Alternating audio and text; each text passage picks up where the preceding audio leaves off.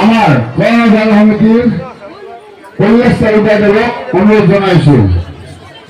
মাননীয় মহামন্ত্রী মহোদয় কল্যাণ তালুকদারকে আদর জানাইছো। এখন সেলেঙ্গারে আদর জানাব মহেন্দ্র ডেকা মরিয়ায়।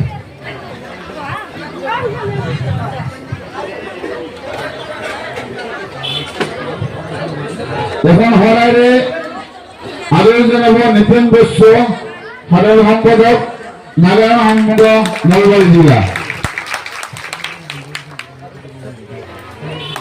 এটি জাতির সম্মেলনের গিরিশ বর্মন আমার নারায়ণ আহমদর সভাপতি গিরিশ বর্মন নেবে আদর জানাইছে।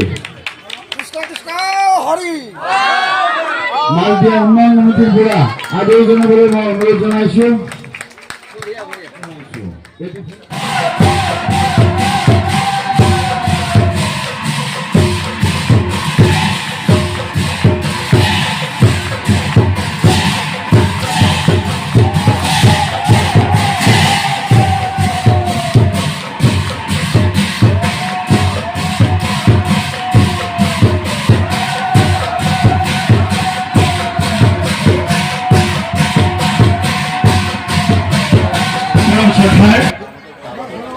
আজিৰ পবিত্ৰ স্থলীত পবিত্ৰ ক্ষণত আমাৰ মাজত উপস্থিত হোৱা আমাৰ আটাইৰে শ্ৰদ্ধাৰ নলবাৰী জিলাৰ অভিভাৱক মন্ত্ৰী অসম চৰকাৰৰ কেবিনেট মন্ত্ৰী সন্মানীয় জয়ন্ত মল্ল বৰুৱা ডাঙৰীয়ালৈ নলবাৰী জিলা নাগৰা নাম সংঘৰ তৰফৰ পৰা আন্তৰিক শ্ৰদ্ধা আৰু কৃতজ্ঞতা জ্ঞাপন কৰিছোঁ।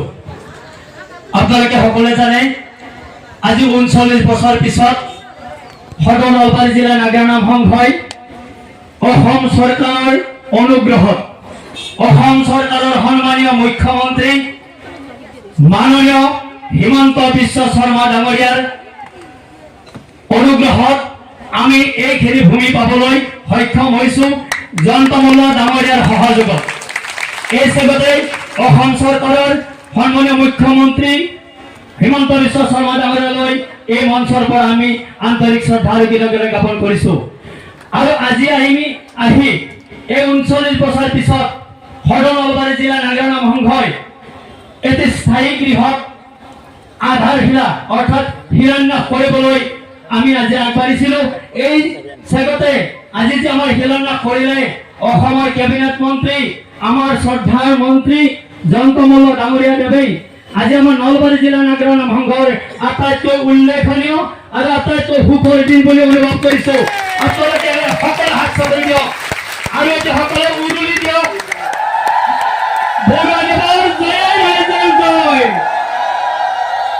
আমি আজিৰ শুভক্ষণত তেখেতলৈ আমাৰ যাচিবলৈ বিশেষ নাই।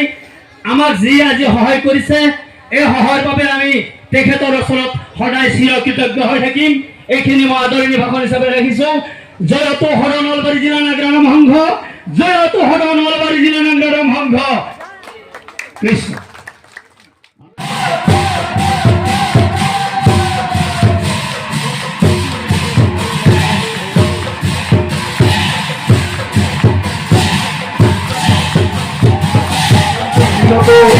কাৰণ এই শিল্পবিলাক ধৰি ৰখা ইমান সহজ কথা নহয়।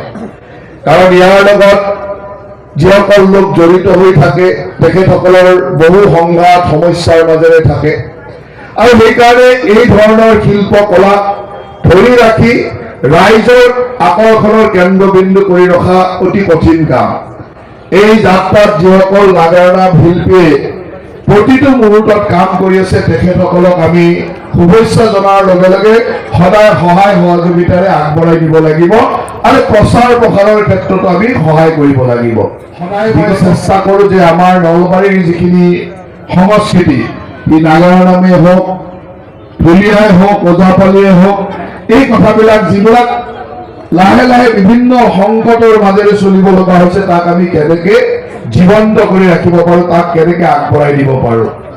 নাগৰা নামে আমাৰ গ্ৰাম্য অঞ্চলৰ ৰাইজক এক আধ্যাত্মিক আমোদ দিয়ে, যাৰ জৰিয়তে আমি সকলোৱে এক মানসিক শান্তি পাওঁ।